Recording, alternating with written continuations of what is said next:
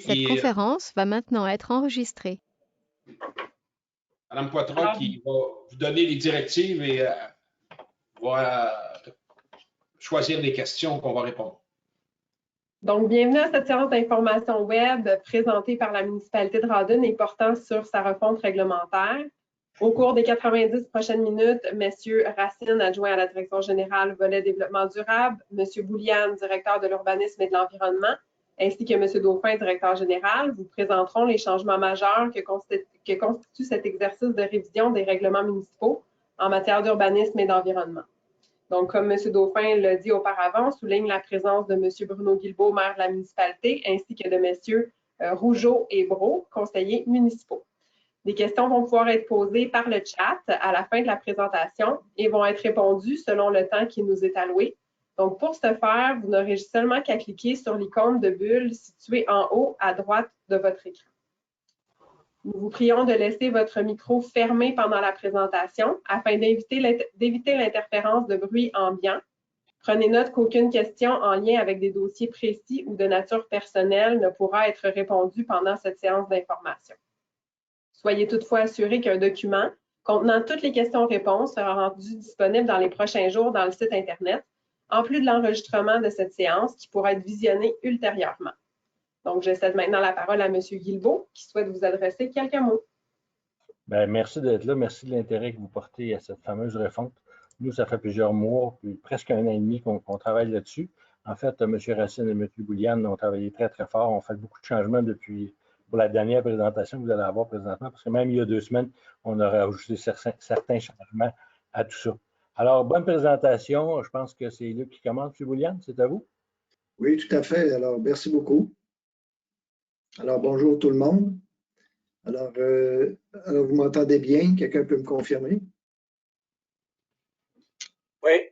Parfait, merci. Alors, pour démarrer, en fait, je vais expliquer un peu le contexte, la mise en contexte de la refonte réglementaire. Ce n'est pas une décision spontanée de vouloir tout changer au niveau de la réglementation municipale. Ça se base sur, en fait, l'obligation de la loi sur l'aménagement et l'urbanisme qui demande d'abord à la MRC de réviser son schéma d'aménagement, ce qu'elle a fait en 2018.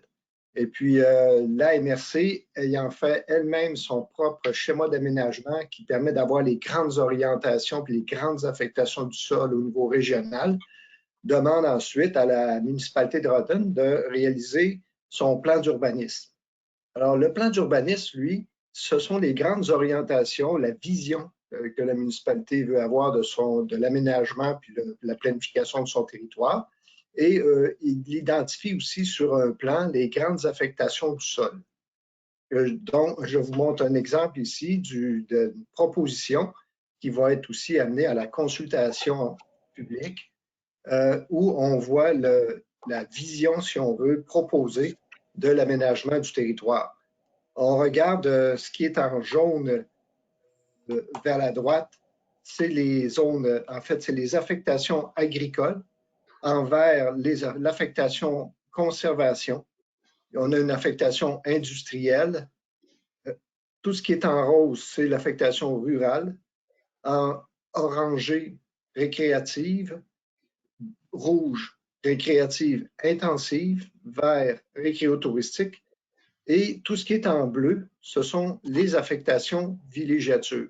Vous aurez l'occasion de voir plus en détail ce document-là dans les semaines à venir. Alors, on a la même chose pour le village, si on veut. En fait, c'est le périmètre d'urbanisation où là, on a précisé, dans le fond, les affectations au niveau des résidences, tout ce qui est en jaune et orange, et pour ce qui peut être aussi multifonctionnel, ça veut dire de toutes sortes d'affectations regroupées. On a les affectations centre-ville, en bleu, public et institutionnel, en mauve, industrielle, urbaine, et en vert, les grands parcs et espaces verts. C'est sûr qu'on n'a pas le temps maintenant de tout expliquer les raisons qui ont permis d'arriver à cette proposition, mais vous aurez l'occasion, dans le projet de règlement, dans le projet de plan, de voir l'ensemble des informations. Alors, une fois qu'on a réalisé le plan d'urbanisme, comme proposition, on a l'obligation de joindre les règlements qui ont déjà été faits au niveau du canton et les règlements d'urbanisme qui ont été faits au niveau du village. À date, on a 2 séries de règlements. Alors, le travail qui était à faire dans la refonte réglementaire, c'était de joindre les 2. Et puis, pour ces règlements-là, vont nous permettre d'avoir les moyens de contrôle, les moyens de planification plus détaillés, avec un zonage plus précis pour l'ensemble du territoire. Là-dessus, je passe la parole à mon collègue Rémi, qui va vous expliquer, dans le fond, quelles sont les modifications majeures dans chacun des règlements d'urbanisme qui sont ici. Alors, on n'aura pas le temps de tout voir, tous les petits détails des changements, mais Rémi va pouvoir vous énumérer les changements majeurs. Alors, je passe la parole à M. Racine. Bonjour, je vais vous faire dans le fond un bref résumé des différents règlements d'urbanisme qui devront être remodifiés, donc réadoptés. On devra réadopter des nouveaux règlements. Donc, les modifications, les règlements qui seront modifiés sont principalement les règlements de lotissement, de construction, d'usage conditionnel, de plan projet d'implantation et d'intégration architecturale, le règlement administratif de permis et certificats et le règlement de zonage. Donc, c'est principalement, ce sont les règlements qui feront l'objet de nouveaux règlements dans le but d'intégrer la concordance, dans le but d'intégrer la concordance du schéma d'aménagement et l'intégration entre eux, entre tous les différents règlements. Sur la page suivante. Donc, c'est ça. Dans le fond, concernant le règlement de lotissement, les modifications majeures qui sont apportées par le règlement à venir concernent principalement les superficies minimales d'un lot sans service, donc ça veut dire sans aqueduc ni égout, à l'extérieur du périmètre urbain. Donc, dans le fond, on vient dire que tous les nouveaux terrains devront posséder un minimum de 4000 m² à l'extérieur du périmètre urbain lorsqu'ils sont sans service. En comparaison, actuellement, c'est 3000 m² qui est demandé, autant à l'intérieur qu'à l'extérieur du périmètre urbain. Et avec le nouveau règlement, ça sera 3000 à l'intérieur du périmètre urbain et minimum 4000 à l'extérieur du périmètre urbain. L'autre élément principal qui est apporté comme modification, c'est la profondeur minimale d'un lot sans service, donc encore là, sans aqueduc et égout, qui sera porté à 75 mètres lorsque riverain d'un lac ou d'un cours d'eau. Actuellement, il n'y a pas de différence qui est faite entre un lot qui est riverain ou pas. C'est 45 mètres de profondeur moyenne, tandis que là, on devrait appliquer un 75 mètres minimum de profondeur lorsqu'on sera pour un terrain qui sera riverain d'un lac ou d'un cours d'eau. Ça veut dire que tout passe sur ce terrain-là. Troisième élément, ouverture d'une rue à l'extérieur du périmètre urbain, ça sera limité seulement aux zones de villégiature de développement et récréative. On va passer à la prochaine page, Luc, s'il te plaît. Dans le fond, pour vous mettre en contexte, les villégiatures développement, ce sont les zones qui sont en bleu foncé et la zone récréative, c'est celle qui est en rouge au pourtour là, du centre de ski Montcalm et tout ça. Donc, ce qui veut dire, c'est qu'on va pouvoir continuer à ouvrir des rues à l'intérieur du périmètre urbain et à l'extérieur du périmètre urbain. Ça sera uniquement à l'intérieur des zones de villégiature de développement et récréatif. Donc, c'est une des modifications majeures qui provient du schéma d'aménagement qui doit se traduire dans le règlement de lotissement. On peut passer au règlement de construction. Le règlement de construction, dans le fond, en 2016, la municipalité avait déjà adopté un règlement qui faisait le regroupement du règlement village-canton. Et dans ce règlement-là, il y avait déjà eu une bonification des normes. Donc, c'est sûr que ce qu'on fait comme modification au niveau du règlement de construction, c'est d'en faire la concordance avec l'ensemble des autres règlements, mais il n'y a pas de modification majeure puisqu'il y avait déjà eu des mises à jour qui avaient été faites en 2016. Donc, pour vous énumérer, dans le fond, les grands sujets qui sont traités par le règlement de construction. Donc, le règlement de construction va traiter au niveau des fondations, au niveau de la salubrité des bâtiments. Il y a des dispositions particulières pour les postes d'essence, les résidences personnes âgées, blindage d'une construction, tout ce qui est la gestion des chantiers de construction, sécurité, clôture, bon, et tout ça, dans le fond, est traité à l'intérieur du règlement de construction. Tout ce qui est construction inachevée, inoccupée, détruite, dangereuse, incendie, donc toutes les notions, dans le fond, pour les retraits de fondation, sécurité et tout ça, donc en lien avec ces types de bâtiments-là, ça va être traité, c'est traité dans le règlement de construction.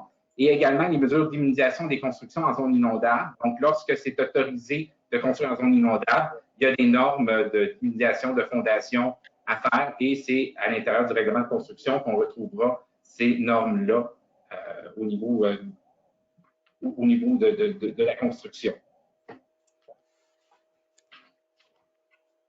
Pour ce qui est du règlement sur les usages conditionnels, actuellement, la municipalité possède un règlement d'usage conditionnel et, dans le fond, on va réadopter un nouveau règlement d'usage conditionnel pour répondre aux exigences qui sont liées au schéma d'aménagement. Donc, principalement, les modifications majeures du règlement sur l'usage conditionnel, c'est que les locations à court terme, résidences de tourisme, vont être intégrées dans le règlement d'usage conditionnel. Actuellement, la municipalité est en train de faire une modification du règlement actuel pour venir intégrer ces normes-là déjà dans le règlement d'usage conditionnel. Donc, dans le fond, c'est la concordance de ces normes-là qui sont en processus d'adoption, qui se retrouveront également dans le nouveau règlement d'usage conditionnel. Donc, ils vont établir des normes, des critères pour justement donc les résidences de tourisme. Donc, un règlement d'usage conditionnel, bien, ça l'implique. Ça veut dire que automatiquement, l'usage n'est pas autorisé dans le règlement de zonage, mais par contre, il peut faire l'objet d'une demande au règlement d'usage conditionnel pour, dans le fond, en fonction de l'usage. Il faut que l'usage soit mentionné et la zone dans laquelle la demande est faite soit admissible. Si effectivement quelqu'un fait une demande pour une résidence d'usage de résidence court terme dans une zone où c'est autorisé de le faire, à ce moment-là, il doit déposer une demande. Sa demande doit respecter un certain nombre de critères et, dans le fond, doit faire l'objet du processus, là, dans le fond, de présentation en usage conditionnel. Et ensuite, le conseil municipal prend une décision en séance du conseil municipal à savoir s'il accorde ou pas l'usage. Donc, la différence, c'est que quand un usage est autorisé au règlement de zonage, il est autorisé. Quand il est en usage conditionnel, bien, effectivement, ça dit conditionnel, il doit passer au travers du processus. Donc, c'est la même chose pour les commerces liés à l'automobile et à l'hébergement. Quand on parle d'automobile, on parle des stations-service, dépanneurs, garages de mécanique, casse-croûte à l'extérieur du périmètre urbain. Et quand on parle, dans le fond, d'hébergement, on parle des hôtels de maximum 25 chambres à coucher, les gîtes touristiques, les résidences de tourisme. Donc, en dehors du périmètre urbain, à l'intérieur des zones de gestion, consolidation, densification et rurale, bien, si on veut autoriser ces usages-là, ils doivent nécessairement être autorisés et passer en usage conditionnel. Pour ce qui est des usages récréatifs intensifs dans les zones VCVD, donc villégiature de consolidation, villégiature de densification, bien, à ce moment-là, on parle des campings, des camps de vacances, des centres de plein air. Donc, encore là, ça doit passer en usage conditionnel avec des critères qui sont établis. Au niveau des entreprises rurales dans la zone rurale, bien là, on parle, dans le fond, des entreprises nécessitant des grands espaces qui ne sont pas nécessairement, que la cohabitation ne se fait pas facilement avec l'habitation à l'intérieur du périmètre urbain. Donc, on parle des entreprises de construction, d'excavation, des ventes de roulottes, véhicules lourds, réparation et tout ça. Donc, à ce moment-là, en dehors du périmètre urbain, on pourra venir les autoriser en usage conditionnel dans les zones rurales uniquement. Donc, les règlements d'usage conditionnel, les normes appliquées, amenées par le schéma d'aménagement, bien, ça vient dire qu'il y a un certain nombre de choses qui peuvent se faire dans le périmètre urbain. Et si c'est fait à l'extérieur du périmètre urbain, bien, souvent, on a l'obligation de le faire passer en processus d'usage conditionnel si la municipalité souhaite venir autoriser certains types d'usages, un peu comme je viens de vous mentionner, à l'extérieur du périmètre urbain. C'est un des modifications importantes sur la répartition des usages sur l'ensemble du territoire. Maintenant, on va passer au règlement de zonage. Donc, je vais vous mettre en contexte. Dans le fond, là, vous voyez le plan de zonage. Donc, dans tout ce qu'on vous a montré, c'était le plan des grandes affectations du plan d'urbanisme. À ce plan-là, on vient superposer le plan de zonage. Donc, une zone qui est à l'intérieur de l'affectation villégiature de densification, bien, elle va s'appeler villégiature de densification. Donc, sa codification sera VD. Après ça, il va y avoir un tiret 1, 2, 3, 4, 5, dépendant de la zone qui est ciblée. Dans les types de zones, effectivement, donc, on a le périmètre urbain. Quand on est à l'extérieur du périmètre urbain, principalement, les zones, ce sont les zones villégiature, densification, consolidation et rurale qui forment l'ensemble du territoire. À ça, on a un secteur de zone qui est récréatif, intensif, qui se trouve être autour du centre de ski Montcalm, qui inclut le camping Shamrock, c'est ça, dans le fond, aux Cascades, le camping Shamrock, Québécois, tout ça. Donc, c'est là que le pôle récréo-touristique est favorisé. Ensuite, on a les zones agricoles qui correspondent, dans le fond, à la zone verte. Et dans le fond, c'est ça. Dans le fond, à l'extérieur du périmètre urbain, puis ensuite, ben, c'est resubdivisé par zone en fonction de l'égalité de ce qui est souhaité. À l'intérieur du périmètre urbain, la même chose. Donc, on retrouve à l'intérieur du périmètre urbain des zones centre-ville qui sont vraiment plus centrées au centre de la rue Queen, Première Avenue et tout ça. La majeure partie du territoire, dans le fond, est répartie en zones résidentielles et il y aura deux types de zones résidentielles, donc résidentielle consolidation et résidentielle densification. Vu qu'on peut passer à l'autre, puis dans le fond, ça, je vais y revenir avec la description des types de zones résidentielles. Donc, principalement, les modifications majeures qui sont apportées par le règlement de zonage, c'est qu'effectivement, donc, il y aura un maximum de 6 logements qui sera autorisé sur l'ensemble du territoire, sauf à l'exception des habitations collectives. Donc, ça vient dire que lorsque l'habitation multifamiliale est autorisée dans une zone, bien, elle ne pourra pas compter plus de 6 logements. Donc, à ce moment-là, donc, on aura des bâtiments multifamiliales de 4 à 6 logements lorsque c'est autorisé. Mais comme dans le passé où des 14 logements étaient autorisés, bien, ça ne sera plus possible dans toutes les zones, dans le fond, de territoire. L'élément aussi qui joue avec le nombre de logements, c'est le fait que les logements au sous-sol d'une résidence unifamiliale ne seront plus autorisés. Donc, à ce moment-là, donc, c'est une des modifications aussi majeures là, quand on parle du nombre de logements à l'intérieur d'un bâtiment qui aura une incidence. Quand on parle des bandes boisées à conserver, bien, effectivement, donc, il sera intégré des normes, donc des bandes boisées intégrales au périmètre des terrains à construire, qui seront variées entre 2 à 10 mètres selon l'usage ou la superficie du terrain. Donc, il y a des tableaux. Donc, dépendant de la dimension du terrain et de son usage, bien, dans le fond, il y a des bandes boisées intégrales à conserver en façade, sur les limites latérales, arrière. Et quand on parle d'usage, par exemple, pour donner un exemple, quand on est dans un camping, bien, on devra conserver un 10 mètres boisé au périmètre du terrain sur lequel qui sera occupé par le terrain de camping. Donc, dans le résidentiel, l'effet que ça aura, c'est qu'automatiquement, il y a des bandes boisées à conserver intégrales au périmètre des terrains. Et il y a une déclinaison là, qui se fait en fonction du nombre de la superficie du terrain.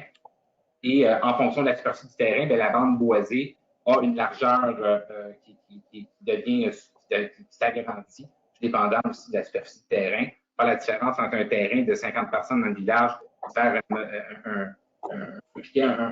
une résidence sur un terrain de 33 000 pieds carrés en dehors du périmètre urbain, c'est deux réalités. Donc, les bandes boisées également sont ajustées en conséquence. On passe à l'autre page. Donc, modification majeure. Donc, quand on parlait tantôt des zones résidentielles, bien, effectivement, donc, on aura deux catégories de zones. Donc, RC qui est résidentielle consolidation, RD qui est résidentielle de densification. Donc, ce qui veut dire qu'automatiquement, lorsqu'on a une zone RC, bien, ça veut dire qu'à l'intérieur de cette zone-là, on ne pourra pas autoriser des habitations possédant plus de 3 logements, donc de 1 à 3. Et quand c'est des zones RD, bien, à ce moment-là, on pourrait autoriser à l'intérieur de la zone des usages de 1 à maximum 6 logements. Ça ne veut pas dire que toutes les zones RC viennent nécessairement autoriser jusqu'à 3 logements, mais la catégorie permettrait d'autoriser jusqu'à 3 logements. La carte qui vous est présentée, c'était pour vous mettre un peu en contexte. Là, dans le fond, on voit la 18e avenue. On est, dans le fond, aux côtés de la polyvalente des Chutes, 18e avenue, en direction de la 11e avenue qui devient le boulevard Pont-Brillant. Donc, pour vous montrer, vous voyez, mettons, la zone RC28 qui est Curé-Landry. Celle-là va demeurer de l'unifamilial, tandis que RD 20-21 va autoriser jusqu'à du triplex et la zone RD 15, exemple, va autoriser jusqu'à du 6 logements. Donc, les zones ont été établies selon la codification et par la suite, le nombre de logements autorisés à l'intérieur, bien, dans le fond, on a tenu compte également de la réalité des secteurs, qu'est-ce qui était déjà existant et c'est ça qui est venu orienter. Et ensuite, bien, quel était le potentiel ou les grandeurs de terrain dans le développement. Donc, à ce moment-là, donc, quand vous allez consulter le projet de règlement qui sera déposé, vous aurez une grille disponible. Donc, il y aura une grille par zone qui va venir vous dire exactement les usages, les marges, etc., tout ce qui sera autorisé dans chacune des zones. Ça sera de cette façon-là que vous pouvez consulter au dépôt du premier projet. Vu qu'on passe à l'autre page, pour vous mettre en contexte, exemple, un peu la rue Albert, qui justement donc a une orientation plus résidentielle qui veut lui être donnée comparativement aux possibilités de commerce qui étaient possibles dans l'ancien règlement. Bien, effectivement, dans le fond, vous voyez qu'on a fractionné la rue Albert en différentes zones. Donc, ça va permettre, entre la première avenue et la 6e avenue, comme exemple, donc, entre la première et la deuxième, d'autoriser jusqu'à du triplex. Dans la deuxième et la 4e, d'aller jusqu'à du 6 logements, parce qu'il y a déjà des bâtiments multifamiliales qui sont à cet endroit-là. Exemple, les zones RD 5 et RD 17, à ce moment-là, donc, ça sera de l'unifamilial pour consolider les résidences qui sont déjà existantes. C'est un peu avec cette logique-là que le zonage a été bâti à ce moment-là. Il faut pouvoir prendre connaissance de façon plus détaillée au premier projet quand il sera déposé. Par la suite, une autre modification majeure, c'est qu'au niveau de la protection de l'environnement, il y a eu un ajout de conditions pour protéger l'environnement. Ça a un effet direct sur le développement du territoire, sur les usages qu'on peut autoriser, et ça a eu un effet également sur l'établissement des zones, des types de zones, en fonction des limitations qui sont apportées par les différents éléments naturels.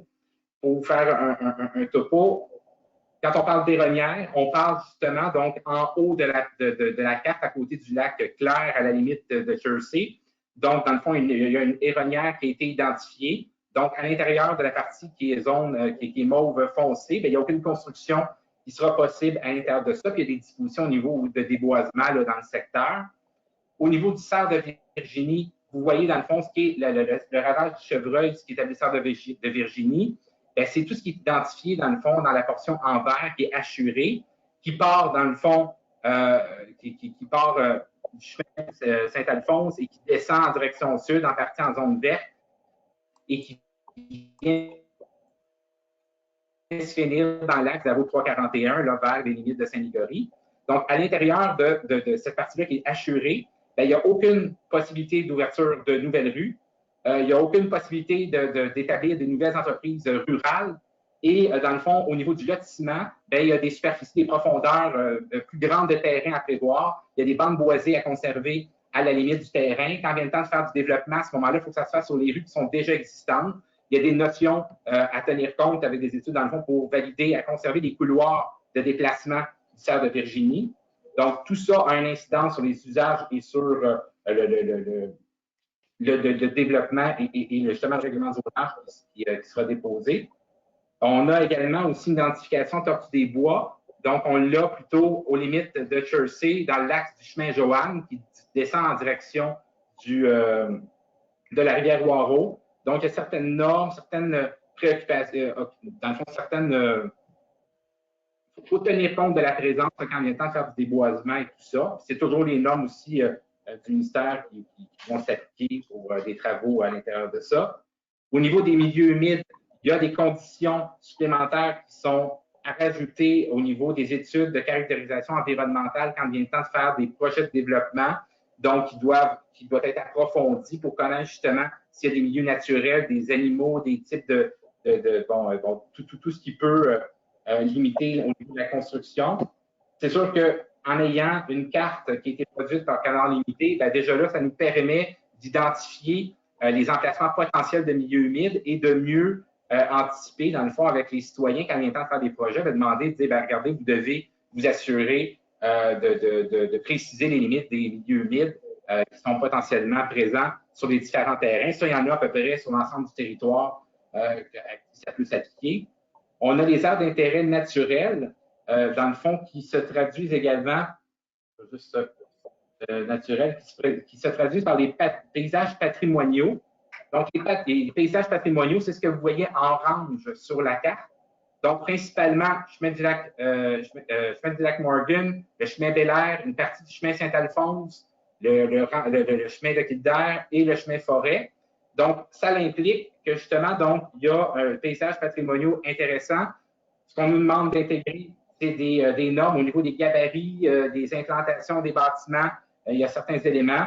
Et également, il y a un PIA sur certains, là, pas sur l'ensemble, dans le fond, qui seront également applicables sur, donc, quand il y a le temps de faire des constructions, des modifications sur ces portions de chemin-là, ben, ça impliquera d'avoir à respecter un certain nombre de normes et pour certains secteurs d'attrait touristique, de paysages patrimoniaux, ben, il y aura également des PIA qui seront applicables à ces portions-là. Au niveau de l'exploitation forestière, principalement, le règlement va proposer, dans le fond, des normes d'exploitation forestière qui vont s'intégrer par son vocabulaire à la pratique, là, dans le fond, autant au vocabulaire du gouvernement que justement des ingénieurs forestiers pour faciliter la compréhension autant pour la municipalité et la personne qui vient chercher le permis ou le professionnel qui est mandaté dans le dossier. C'est ça, dans le fond, c'est surtout au niveau du vocabulaire et des ajustements au niveau des types de coupes forestières possibles. Là-dedans, dans le fond, il y a l'ingénieur forestier de la MRC également qui a été mis en contribution pour développer et préciser le règlement de zonage qui va porter sur l'exploitation forestière. Maintenant, un autre élément important et majeur, dans le fond, au niveau du règlement de zonage, donc, c'est d'interdire les commerces et services à l'extérieur du périmètre urbain. Donc, principalement, tout ce qui est commerce et services doit être localisé à l'intérieur du périmètre urbain, ce qui a été fait dans l'exercice avec le plan de zonage que vous avez vu tantôt pour dire à quel endroit sera autorisé les commerces ou pas à l'intérieur du périmètre urbain. Le seul cas où on pourra autoriser des commerces et services à l'extérieur du périmètre urbain, c'est lorsqu'ils sont reliés à la vocation du pôle touristique, donc ce qui veut dire autour de la pente de ski Montcalm, Québécois, Chamaroc et tout ça, donc tout le pôle récréo-touristique. Donc, exemple, si on a un commerce de vente, de réparation d'équipements sportifs, bien, vu qu'il est lié au pôle touristique, c'est le seul moment où il pourrait être autorisé à l'extérieur du périmètre urbain. Par la suite, au niveau des modifications majeures, encore là, au niveau de la restauration à l'extérieur du périmètre urbain, elle devra être interdite. Donc, tout ce qui est restaurant devra être localisé à l'intérieur du périmètre urbain, sauf deux exceptions. Donc, quand un restaurant est à l'intérieur d'une auberge, d'un usage récréatif, exemple à l'intérieur d'un hôtel ou etc., donc à ce moment-là, il pourra être à l'extérieur du périmètre urbain. Et il y a également, dans le cas des casse-croûtes, qui sont possiblement permis en usage conditionnel dans les zones PCVD RUR, donc végétation consolidation, densification et rurale. Mais encore là, ça doit passer en usage conditionnel avec un certain nombre de conditions. Ça fait partie des commerces routiers, donc un peu comme je vous expliquais tantôt au niveau des commerces routiers en usage conditionnel, qui inclut des dépanneurs, des garages de mécanique et des casse-croûtes. Donc, ce sera la seule façon de l'autoriser sans être en lien avec un autre usage à l'extérieur du périmètre urbain. Par la suite,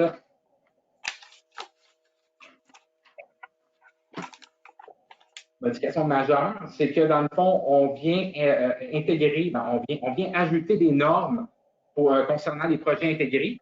Qu'est-ce que c'est qu'un projet intégré? Dans le fond, un projet intégré, ça permet de mettre plusieurs bâtiments principaux sur un seul et même terrain sans être obligé d'ouvrir une rue à rendre publique. La rue demeure privée. Dans le fond, c'est une allée d'auto qui demeure privée. Et dans le fond, en comparaison, un développement classique, bien, on doit diviser des terrains individuels qui ont façade sur une rue publique. Puis ensuite, il faut construire les bâtiments, exemple, c'est un bâtiment par terrain. Tandis que là, dans ce cas-là, projet intégré, ça vient permettre justement de partager un certain nombre d'équipements, de stationnement, des éléments, et ça permet de dégager plus d'espace qui sera laissé commun ou espace public, etc., sur la propriété. Dans les normes, dans les types de projets intégrés, il y a 3 types, dans le fond, qui sont intégrés au règlement de zonage.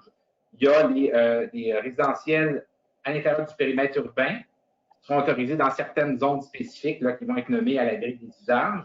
Il y aura également les projets intégrés résidentiels à l'extérieur du périmètre urbain qui pourront être autorisés dans les législatures consolidation et densification.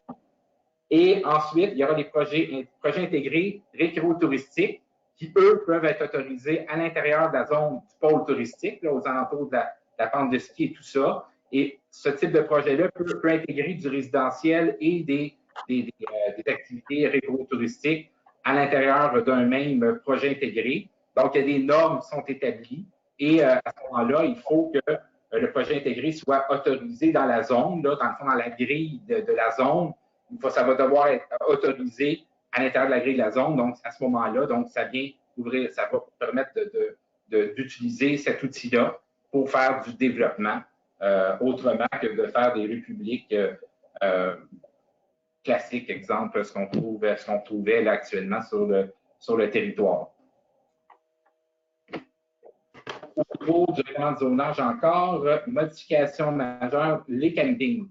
Donc, encore là, les campings en dehors du périmètre urbain, il y aura une obligation de passer en usage conditionnel lorsqu'on est, dans le fond, dans les zones de villégiature densification VD ou villégiature consolidation VC. Spécifiquement, les zones de villégiature consolidation, c'est spécifiquement les zones VC-4, VC-7, qui sont, dans le fond, la zone qui intègre le Camariste et le village Canadiana. Donc, c'est les seules zones de villégiature consolidation qui permettra, en usage conditionnel, d'autoriser les campings. Ensuite, dans les zones de villégiature développement, il y a un certain nombre de zones qui seront admissibles pour les campings. Le seul endroit où on pourra autoriser les campings sans passer en usage conditionnel, c'est uniquement à l'intérieur de la zone récréo-touristique intensif, qui se trouve à être, encore là, le pôle récréo-touristique situé autour de Montcalm et tout ça, le lac Bois-Pont-Brillant et la route 125. Et pour vous spécifier, les campings seront spécifiquement interdits dans la zone C-2. Cette zone-là, dans le fond, si on la localise, elle est le long du lac Pont-Brillant, du côté est, nord-est, et dans le fond, elle part du périmètre urbain et elle se rend jusqu'au parc des Cascades. Donc, ça veut dire que dans toute cette partie-là qui inclut la zone, incluant toutes les propriétés riveraines du côté nord-est du lac Pont-Brillant, dans le fond, les campings ne seront pas autorisés à l'intérieur de cette zone-là spécifique. Je voulais le mentionner à ce moment-ci. Pour ma part, ça fait le tour des modifications majeures là, qui étaient à soulever. Et c'est sûr que lorsque les premiers projets de règlement, autant zonage, lotissement, construction, PIA, le plan d'urbanisme, c'est sûr qu'à ce moment-là, ça vous permettra d'aller voir avec la grille, aller voir avec le plan de zonage, identifier la zone, trouver la grille qui va avec, et à ce moment-là, vous allez être en mesure de bien connaître tous les usages qui sont autorisés. Et à l'intérieur du projet, dans le fond, vous aurez l'ensemble des normes applicables, stationnement, coupe d'arbres, etc. Tout ça, donc tout ça sera défini dans le premier projet qui est à déposer au conseil municipal. Donc, je pense que je cède la parole pour la période de questions. Oui, donc merci beaucoup pour cette présentation. On est maintenant rendu à la période de questions. On a une trentaine de minutes pour répondre à des questions. Ça va suivre en fait par M. Dauphin qui va vous expliquer là, les étapes à suivre là, à venir au niveau de la refonte des règlements. Donc, on a une première question de la part de M. Tremblay. Est-ce que vous pourriez expliquer qu'est-ce que l'affectation agricole viable? M. Racine.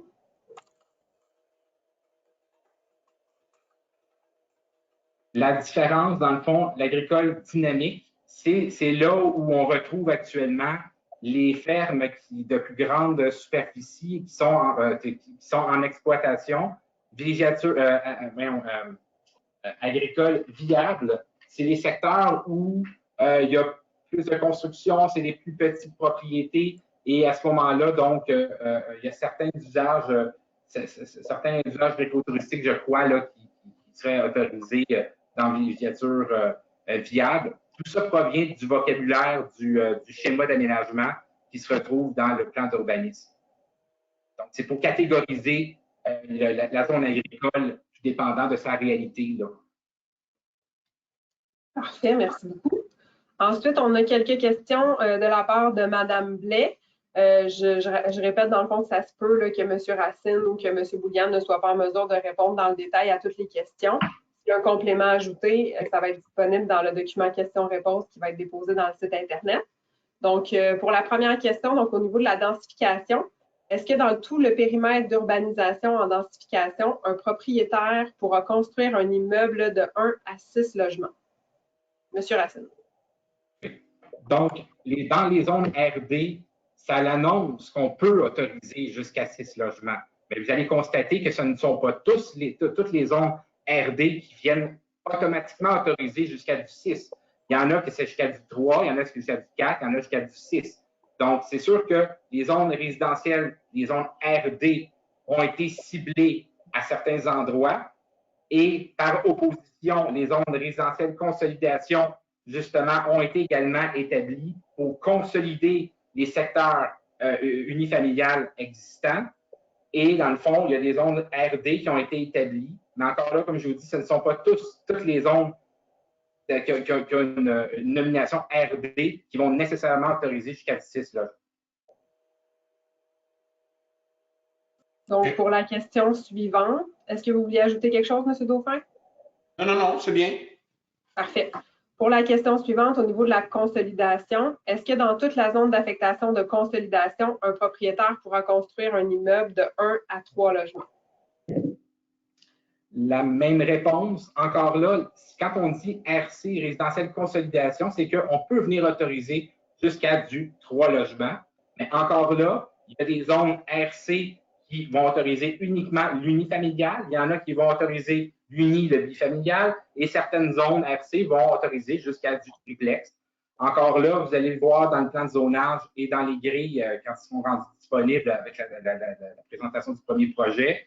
Donc, effectivement, et on a tenu compte des réalités des secteurs dans l'établissement des zones et dans l'établissement des usages maximum qui pourraient être autorisés à l'intérieur de chacune des zones. Parfait, merci. Une dernière question, toujours de Mme Blais. Par la suite, je constate que c'est des commentaires. Dans le fond, Mme Blais, soyez assurée que vos commentaires vont être recueillis et transmis. Donc, est-ce que la zone R1-16, domaine Pont-Brillant-Sud, ne permettra que de la construction unifamiliale? Il faudrait que je vérifie à la grille là, de ce qui est proposé, parce qu'habituellement, mettons, dans les zones résidentielles en dehors du périmètre urbain, ça peut être soit de l'uni ou du bifamilial. Donc, la zone R1-16, c'est la zone qui est nommée actuellement dans le règlement de zonage. Les limites de la nouvelle zone ne correspondront plus aux limites de la zone R1-16 existante. Donc, il faudrait que je vérifie, dans le fond, la grandeur de la nouvelle zone qui va intégrer la partie de Pont-Brillant-Sud. Puis, est-ce qu'il y aurait possibilité d'autoriser uniquement l'unifamilial à l'intérieur de ça? Ça serait validé. Je peux vous répondre par la suite. Parfait. Donc, on pourra donner le complément là, dans les questions-réponses dans le site Internet. Puis j'imagine que ce sera la même chose pour la sous-question parce qu'on parlait de la même zone.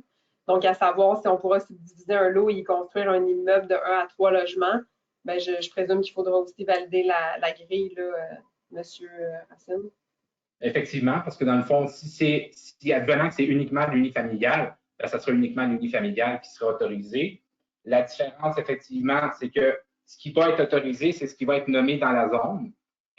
En comparaison avec le règlement d'usage conditionnel qui est en vigueur actuellement, bien, il y avait la possibilité de déposer dans certaines zones des demandes d'usage conditionnel quand on voulait construire avec plus de logements, ce qui ne sera plus possible avec le nouveau règlement d'usage conditionnel. Donc, il faut tenir compte que l'usage, le nombre de logements maximal autorisé va être indiqué à la grille applicable à la zone et on devra s'en tenir à cet usage-là qui va être autorisé.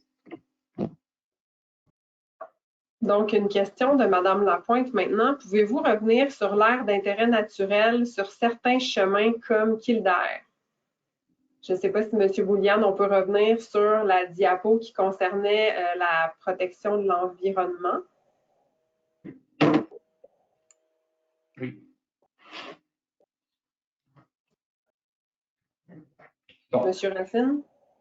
à la base, le schéma d'aménagement identifiait justement des secteurs patrimoniaux, de paysages patrimoniaux. Donc, c'est venu identifier Kildare à cet endroit-là. Dans le fond, ce qui est demandé qu'on doit intégrer au minimum à l'intérieur du règlement, c'est des dispositions par rapport aux gabarits, les implantations et tout ça. Donc, quand vient le temps d'intégrer des nouveaux bâtiments sur ces chemins patrimoniaux-là, c'est de prendre en considération justement les marges des bâtiments environnants, les gabarits, tout ça dans le but de conserver justement l'attrait visuel qui a été soulevé pour ces différents secteurs-là. Et dans le fond, il y a la possibilité également d'appliquer un PIA sur ces secteurs-là.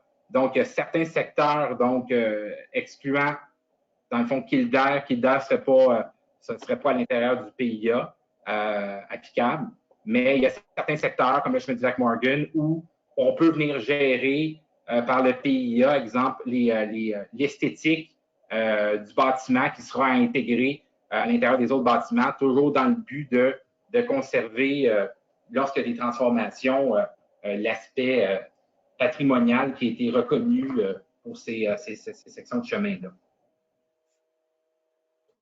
Parfait, merci. Je prends un peu d'avance. Monsieur Tremblay, pour votre question, Monsieur Dauphin va y répondre dans les étapes à suivre, là, suivant la période de questions. Monsieur Bourgeois, est-ce que le comité ad hoc de résidence pour aînés est toujours pertinent et devra-t-il se mettre à jour? Je pense que c'est Monsieur Dauphin qui va être en mesure de répondre à cette question-là. Oui. Effectivement, au niveau des aînés, on est en attente de réponse de la ministre Blais, à savoir où se situe notre demande et leur demande. Rappelons-nous que c'est eux qui nous ont contactés. Donc, pour ce qui est de l'aspect gouvernemental des résidences pour aînés, oui, on attend des réponses et dès qu'on en aura, on va relancer notre comité. Pour ce qui est de ce qui est attribuable dans le règlement de zonage, il avait été prévu à la fin du processus pour l'adoption du premier règlement et entre le deuxième projet, de rencontrer des gens, encore une fois, là, qui étaient intéressés à participer aux aînés pour leur donner les grandes lignes que le conseil municipal a décidé. Oui, effectivement, on va vous recontacter entre ces deux périodes-là. Une question de la part de M. Perrault concernant le règlement de lotissement. Donc, je présume que c'est en lien, là, je ne sais pas, M. Bouliane, si on peut revenir au changement majeur du règlement de lotissement. M. Perrault, vous souhaitiez la poser au micro? C'est possible. Allez-y. Bon, ça s'adresse surtout à M. Racine. Je comprends tout ce que c'est qui est à faire, là, mais j'aimerais savoir si ce serait possible de faire une demande de lotissement parce que j'ai été informé assez tard de cette nouvelle réforme-là. Et puis nous avions démarré le projet de la phase 1, de la prolongation de la rue Daniel. On veut procéder à la phase 2 présentement. Ça a été assez long, compte tenu que ça ne se vendait pas les terrains, même s'ils étaient à très, très bon prix sur la prolongation de la rue Daniel pour les 8 lots prêts à construire. Ils ont tous été vendus là, dans une période d'une dizaine de jours récemment. La demande est encore très, très forte. Puis, lorsqu'on a fait le plan cadastral, qu'on n'a pas déposé pour le plan de lotissement, compte tenu que l'autre partie de la phase 2 inclut près d'1 million de pieds carrés pour une vingtaine de terrains, est-ce qu'il est possible de faire une demande pour pouvoir présenter un plan de lotissement? Je sais qu'on ne peut pas tout préparer pour le 10 du mois de mars, de sorte que nous puissions avoir au nord de la fin du parc Donald Stewart des lots de 3000 mètres, comme c'est le règlement actuel, puis bien sûr au sud du terrain des loisirs Donald Stewart, eh bien, c'est du 4000 mètres que nous avions déjà dans le plan cadastral. Oui, M. Perrault, pour en avoir déjà discuté, pour vous avoir répondu sur cet élément-là, là, on rentre dans les processus d'adoption des règlements, les effets de gel, à quel moment est déposé un plan image, à partir de quel moment il peut y avoir un droit. Exemple, quelqu'un qui a fait approuver un plan image il y a 2-3 ans et qui n'a pas déposé de demande de lotissement, bien, s'il y a un droit d'acquis, c'est que la demande de permis de lotissement a été déposée avant l'avis de motion ou le dépôt du premier projet, dans le cas qui nous occupe. C'est sûr qu'il faut déjà là, initialement, que la première étape d'un projet de développement, c'est de faire approuver un plan image par le conseil municipal. Donc, ça, on pourra en discuter, mais effectivement, donc, il faut être en mesure de déposer une demande de permis de lotissement. Et pour ça, il faut que le plan image ait été approuvé avant. Et pour être en mesure d'émettre un permis de lotissement lorsqu'on fait l'ouverture d'une rue, bien, il faut avoir signé un protocole d'entente avec la municipalité.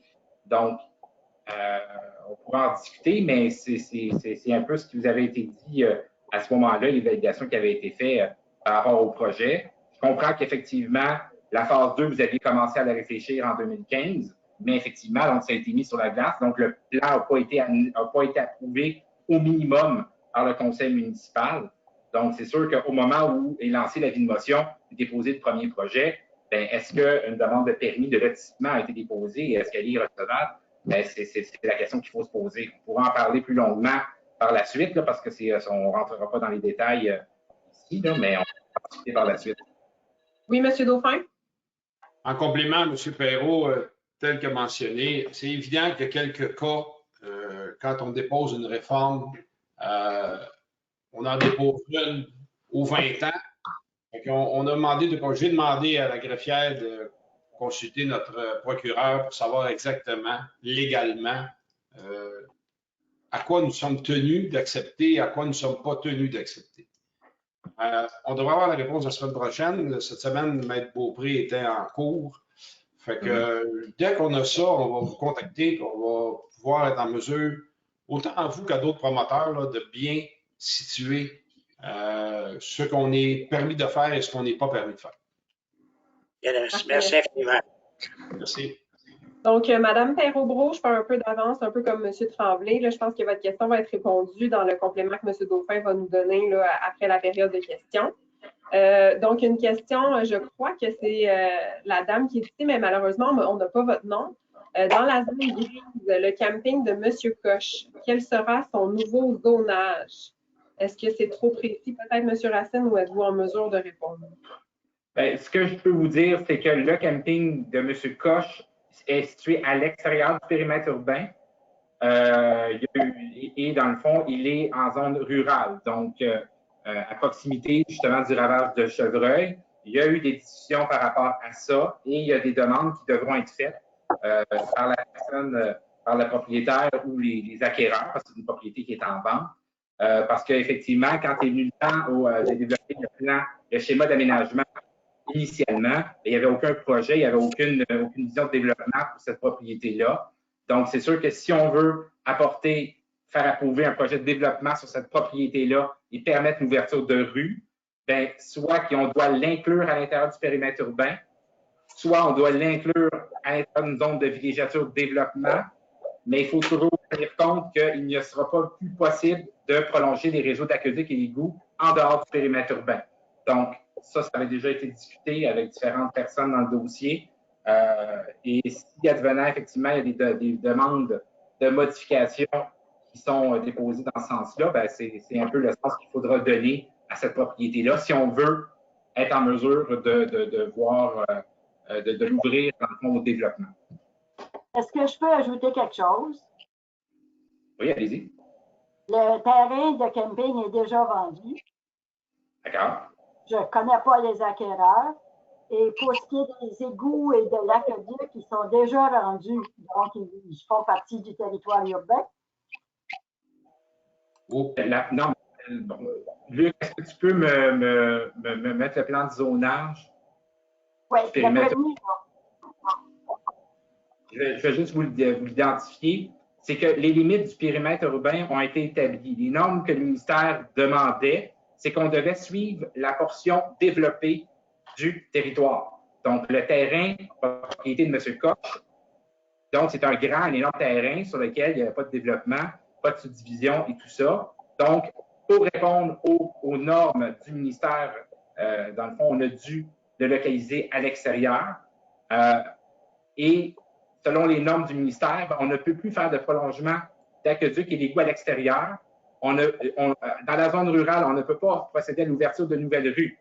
Donc, à ce moment-là, parce qu'il est en zone rurale. Donc, ça veut dire qu'il ne faudrait plus qu'il soit en zone rurale, il faudrait qu'il soit modifié. Donc, ça veut dire qu'il faudrait modifier, il faudrait demander à la MRC de Matawini d'apporter des modifications à la limite du périmètre urbain pour venir inclure cette propriété-là à l'intérieur du périmètre urbain.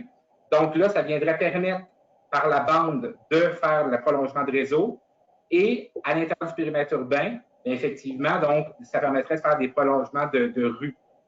Parce qu'actuellement, la propriété a très peu de frontage sur des rues déjà existantes. Donc, ça va impliquer nécessairement l'ouverture de nouvelles rues. Mais là, on rentre un peu dans le détail, mais c'est un peu ça aussi. Parce que quand on regarde, le schéma d'aménagement a été développé, il a été adopté. Là, on doit l'intégrer dans nos règlements, mais il y a des projets maintenant qui arrivent qui vont demander à ce qu'on fasse des modifications au schéma d'aménagement pour qu'on puisse être en mesure de faire des développements. Donc, les choses évoluent rapidement et une fois que le règlement sera adopté, bien, il est clair qu'il y aura des demandes à formuler à la MRC de Matawini pour apporter des modifications au schéma d'aménagement et que nous, on devra réapporter des nouvelles modifications au plan d'urbanisme et à la réglementation de zonage. Donc, c'est difficile de faire tout coordonner, mais c'est sûr que la réalité 2018, la réalité 2021, effectivement, il y a des propriétés, il y a des projets qui n'étaient pas dans les cartons en 2017, 2016, 2018 et qui nécessiteront, à date d'aujourd'hui, d'apporter des modifications au schéma d'aménagement. Et c'est sûr qu'il faut toujours respecter les orientations gouvernementales et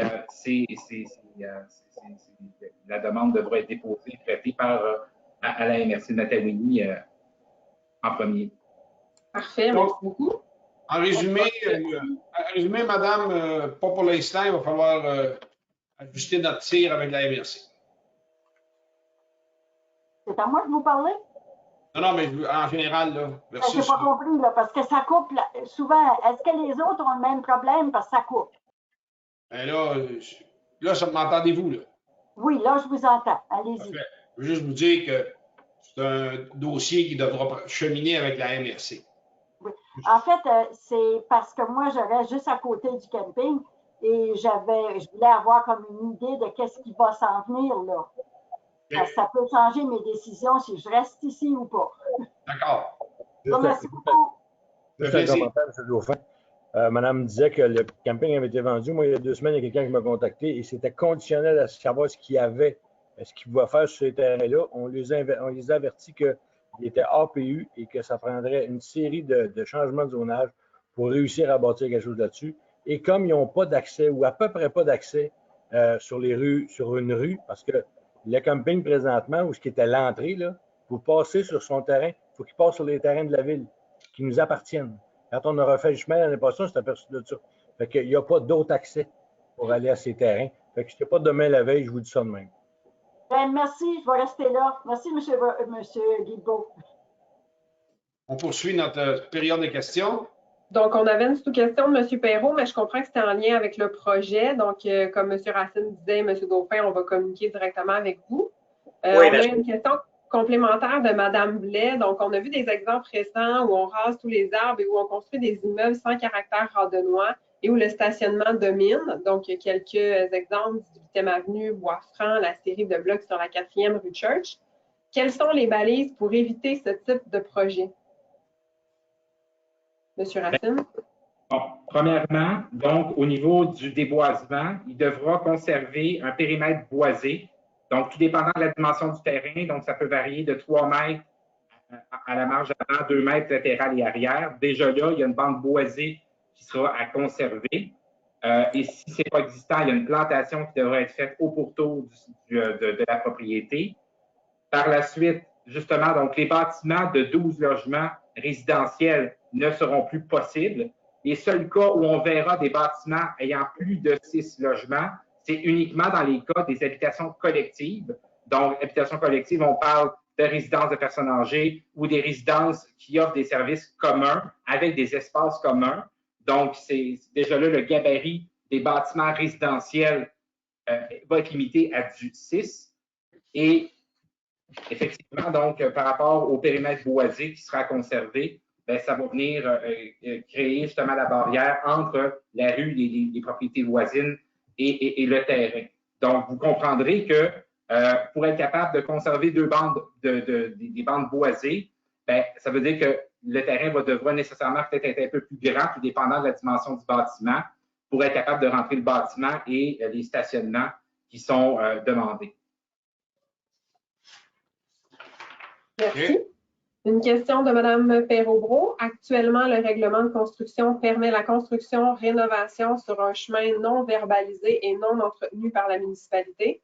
Est-ce qu'on va continuer à délivrer des permis dans le nouveau règlement? Pour vous faire un résumé, dans le fond, la façon d'émettre les permis, donc actuellement, on peut émettre un permis de construction sur une rue publique ou une rue privée conforme. Une rue privée conforme, c'est une rue qui est identifiée à une liste de rues privées et qui sont nommées, ou des portions de rues qui sont nommées. Souvent, il y a déjà des constructions sur cette propriété-là.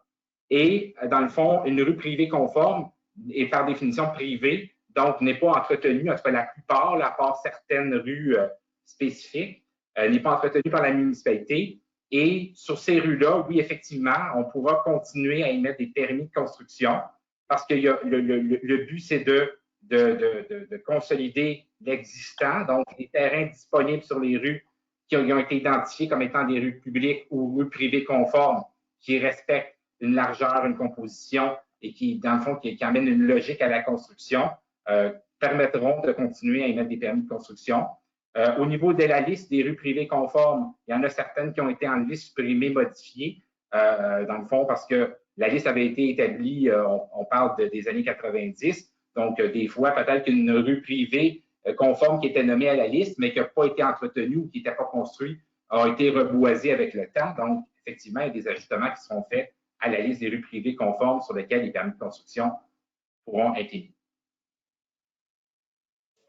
Parfait, merci. Une question de M. Amiot. Dans la réforme du règlement de construction, avez-vous pensé inclure les règles de construction à la suite d'un sinistre majeur, par exemple inondation ou tornade, de prévoir des règles facilitantes liées à la récupération verte des débris, la reconstruction, exemple, réduction du délai d'octroi d'un permis, etc.? Bien, dans le fond, le permis de construction, c'est traité par le règlement sur les permis et certificats. Exemple, pour être en mesure d'émettre un permis de construction ou d'agrandissement dans une zone inondable, bien, effectivement, donc, il faut premièrement que ça soit dans la zone qui est 20 ans, 100 ans. Et il y a des conditions d'immunisation, fondation qui doivent être atteintes et qui sont requises. Il y a un certain nombre de choses qui devront être respectées et qui, je vous dirais, proviennent autant du schéma ou des règlements de contrôle intérimaire. Donc, non, effectivement, il n'y aura pas de modification.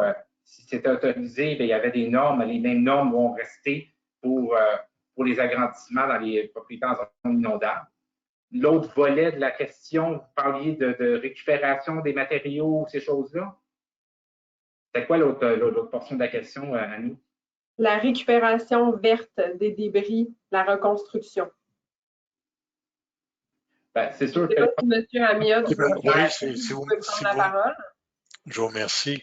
Alors, si vous regardez des situations comme Sainte-Marthe-sur-le-Lac, le lac Mégantic et puis bien d'autres, où justement des grands secteurs ont été lourdement touchés, ça demande une réorganisation de l'urbanisme au niveau de est-ce qu'on bâtit pareil, qu'est-ce qu'on prend comme moyen pour venir en aide aux citoyens qui auront à rebâtir récupérer tous les matériaux. On pense à une tornade qui passe.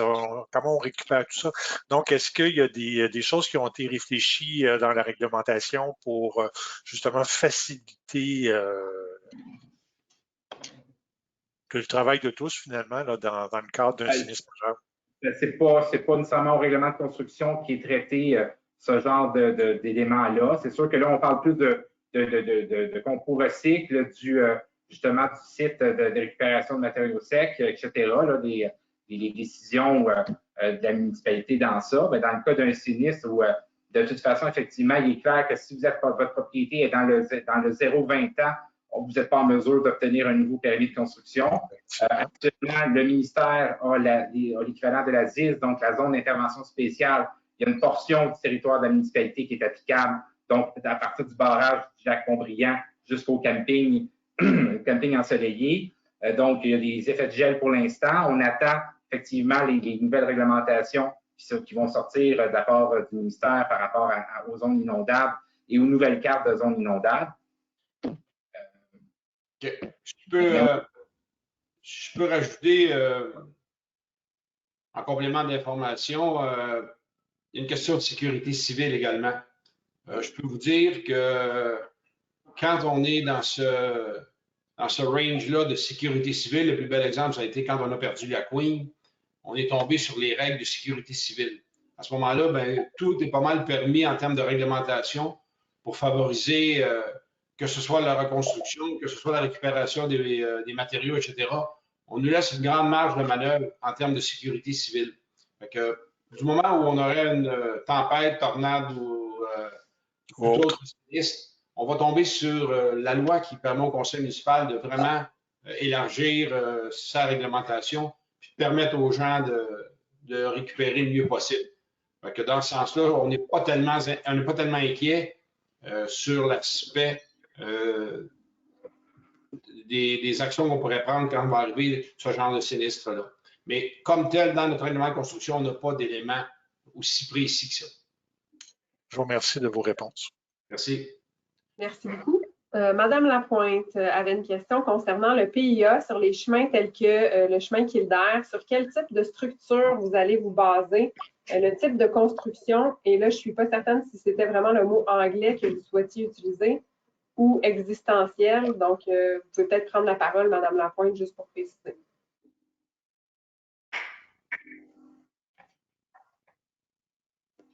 Votre micro n'est pas ouvert, il n'est pas ouvert, Madame Lapointe.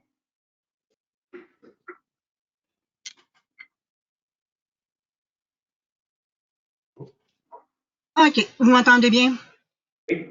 Merveilleux. C'est comme le PIA, mettons, sur la rue Queen, il y a des structures représentant le côté anglais, il y a tout le temps des types d'architecture, vous devez respecter lors des changements de fenêtres, de portes, parce que c'est un PIA.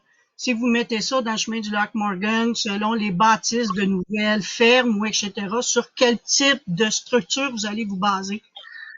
Ou de quelle époque, ou peu importe, est-ce que ça va tout s'en venir en bois? Est-ce que ça va tout être des comptes français? Ça va être quoi vos critères? Non, bien, effectivement, dans le fond, les critères sont généraux. Donc, ce qui veut dire que ce qui se fait doit s'intégrer au bâtiment, à l'architecture qui est déjà présente, au niveau de son gabarit, au niveau des styles, au niveau de son implantation. Donc, c'est sûr qu'on n'est pas dans un PIA très précis où il y a déjà eu une orientation qui a été donnée, comme dans le domaine des cascades, où ils souhaitaient avoir des types de villégiatures avec des images d'exemples très précises, avec des revêtements spécifiques, etc. Le but, au minimum, ce qu'on doit intégrer dans nos règlements doit concerner le gabarit, les implantations, l'intégration du bâtiment avec les bâtiments voisins. Et dans certains cas, effectivement, donc, ça sera pertinent d'aller avoir une partie en PIA. Et encore là, ça sera à préciser. Là, donc, quelle portion des chemins patrimoniaux auront un PIA applicable ou pas? Il y a des choses qui restent à préciser là-dessus. Mais comme je vous dis, les critères sont quand même assez simples à l'intérieur de... Si vous me permettez, je vais juste prendre possession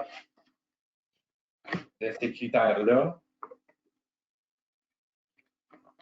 En tout cas, c'est quelques critères simples qui, effectivement, donc, de façon générale, donc, quand vient le temps d'intégrer un bâtiment agricole, ben c'est sûr que si quelqu'un arrive avec un toit plat, puis on a une résidence qui n'est pas loin à côté, que le bâtiment est implanté plus proche de la rue, puis qui vient cacher un bâtiment d'importance patrimoniale voisin, ben ça va être à tenir compte. C'est des normes de base minimale. Le but, c'est pas de faire un PIA très, très détaillé, là, comme on retrouve dans le domaine des cascades ou au centre-ville, parce qu'effectivement, les bâtiments sont très collés, ou sinon, effectivement, il y a déjà une réalité qui est connue. Là. Tandis que sur ces chemins patrimoniaux, bien, effectivement, donc, ça va de tenir compte des bâtiments voisins et est-ce que l'architecture s'intègre avec ce qu'on trouve dans le secteur. Mais sans venir dire que spécifiquement, ça prend justement les comptes français ou etc., des types de bâtiments. Ça va être à évaluer avec ce qu'il y aura aux alentours et ça va rester des critères généraux.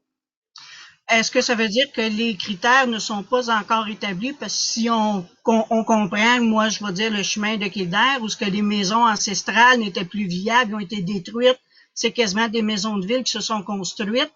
Puis, on a certaines étapes qui, maintenant, bon, on était une douzaine de producteurs laitiers avant, on est rendu seulement 4. On s'en va en s'éliminant. Les bâtiments, maintenant, ils vont ressembler à quoi? Je ne sais pas sur quelle structure vous allez vous baser. On a encore des maisons qui sont en briques rouges comme autrefois. On a des maisons ancestrales de 100 ans, mais il y en a des maisons de ville aussi. Là. Je ne sais pas sur quelle structure vous allez vous construire pour faire une campagne qui va se ressembler. Oui, M. Guilbeault. En fait, M. Brault nous en a parlé à quelques reprises quand on a parlé de la réforme. Là. Puis on s'était entendu sur une rencontre justement avec les gens chez vous, là, tout ce qui est dans Kildare, pour un peu normaliser tout ça, pour que ça ne fasse pas. En fait, ce qu'on ne veut pas, c'est que quelqu'un achète, mettons, chez vous, puis qu'il décide de mettre toutes les grands jaunes, orange, fluo, tout le genre. C'est un peu ça qu'on ne veut pas. Parce que je l'ai vu ailleurs, c'est l'exemple que je donne qui est la plus frappante. Mais à la base, pour ce fameux PIA-là, on s'était dit qu'on rencontrerait les gens de Kildare pour donner un exemple, puis regarder une façon de ne pas trop nuire au développement, mais que ça fasse l'affaire de tout le monde. M. Brault nous en avait parlé la semaine dernière, Chantal. OK, merci beaucoup. Merci beaucoup. Donc, on a un commentaire de M. Tremblay sur lequel M. Dauphin pourra peut-être donner quelques explications. Et on aura la dernière question de Mme Blais, pour laquelle M. Dauphin va répondre dans le complément d'information des étapes à venir. Donc, pour le commentaire de M. Tremblay, c'est tout de même pas évident de garder une bonne santé mentale quand tu as fait l'acquisition d'un terrain en fonction d'un certain zonage et qu'il change un an plus tard. Vous avez tout à fait raison. C'est vrai que c'est pas facile mentalement. Le processus a quand même commencé depuis, comme disait M. le maire, plus d'1 an et demi.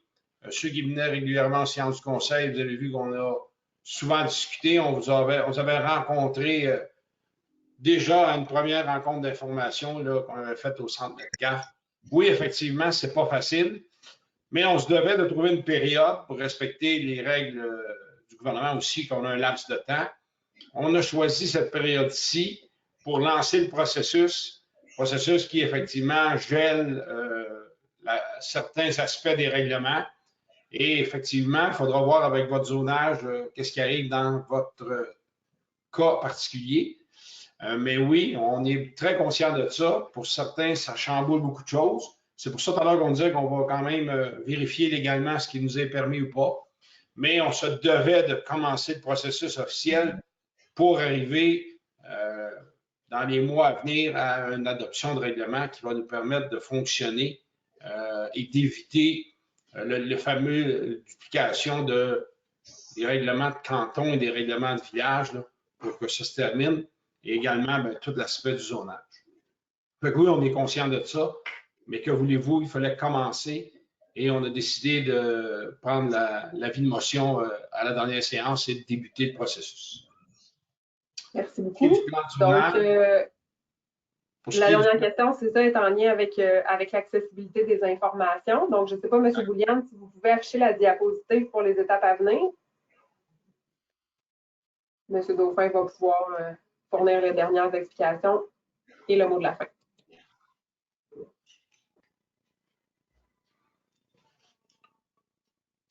Effectivement, la prochaine étape est vraiment de déposer le premier projet de règlement. Premier projet qui va comprendre tous les éléments. Je vais vous inviter à vérifier le plan de zonage, effectivement. Je vais vous inviter aussi à aller voir chaque fiche.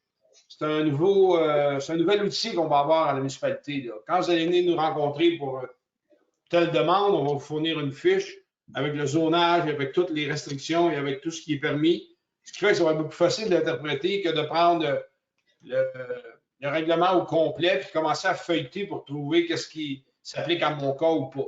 Fait que ça, c'est un élément qui est important. C'est un élément qui a demandé beaucoup de travail, de réflexion puis de coordination pour être certain que les fiches soient compatibles avec les objectifs du règlement.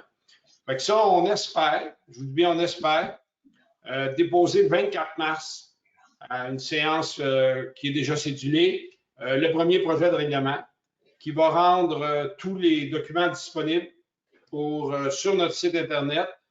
Pour les gens qui en voudront une copie papier, on va prendre des arrangements avec vous, là, parce que c'est quand même assez volumineux, mais il y aura possibilité également. Donc, on veut déposer le 24 mars, ce qui va nous amener à la fameuse Assemblée publique de consultation. Je pense qu'on va devenir orange. En tout cas, c'est ce qui circule dans les abreuvoirs du voisinage. Là. Le gouvernement devrait annoncer à 5 heures là, que plusieurs régions vont devenir orange. Bon, la problématique qu'on a, évidemment, ce qu'on souhaite, c'est de faire une rencontre publique de consultation où on pourrait inviter, s'il faut le faire en 2 groupes, on le fera en 2 groupes, pour être en mesure de vous présenter et de répondre à vos questions et vous vouliez apporter vos commentaires. C'est l'idéal. Actuellement, on n'a pas le droit de faire ça. La santé publique ne nous le permet pas. Mais si les règles changent, c'est la première option qu'on a demandé au Conseil pour la réalisation de cette Assemblée publique de consultation.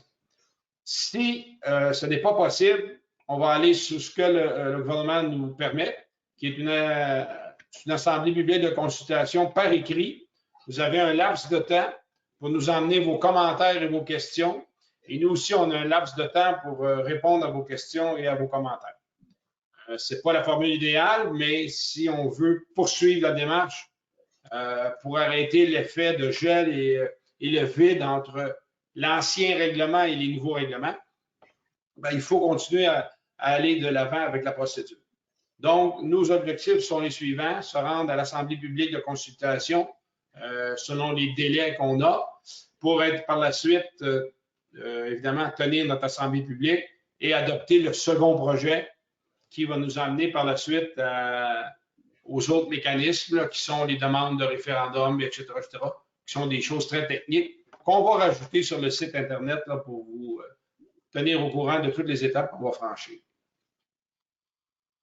Je ne sais pas si vous avez des questions là-dessus, mais tout va être disponible. J'en aurais une. Quand on va avoir la consultation, on va avoir l'ensemble du document, pas juste notre parcelle. Là. Tu sais, c'est l'idée d'avoir la vision de la ville, parce que c'est ça qu'on développe, là, une vision. Fait qu'on va avoir tout, là. Tout le plan de zonage. Oui. Assez rapidement? Bien, à partir du 24. Du moment qu'il est déposé et devient public, donc le premier projet va être déposé, je vous le dis, au plus tard le 24 mars. Il faut se rendre au 24 mars. Donc, à ce moment-là, par la suite, tous les documents vont être disponibles. Bien, merci beaucoup. Ça fait plaisir. Gros travail. Est-ce que vous avez d'autres questions, d'autres commentaires? Sinon, je tiens à remercier Anouk qui a bien manœuvré la période de questions, qui avait des questions fort intéressantes qui vont nous aider à poursuivre notre réflexion. À M. Boulian et à M. Racine aussi. C'est une démarche importante qui prend du temps, qui prend de la concentration, qui implique le conseil municipal au complet. Fait que, je pense qu'on est bien parti. On s'est mis des objectifs serrés, mais il faut atteindre nos objectifs. On veut une nouvelle réforme de règlement. Vous avez vu qu'il y a des changements majeurs qui s'en viennent, donc je pense qu'ils vont être bénéfiques. Donc, je vous souhaite une excellente fin de journée. Ce soir, nous avons le même genre de rencontre avec un autre groupe à compter de 10 novembre. Merci, monsieur, madame. Tout le monde. Bonne fin d'après-midi.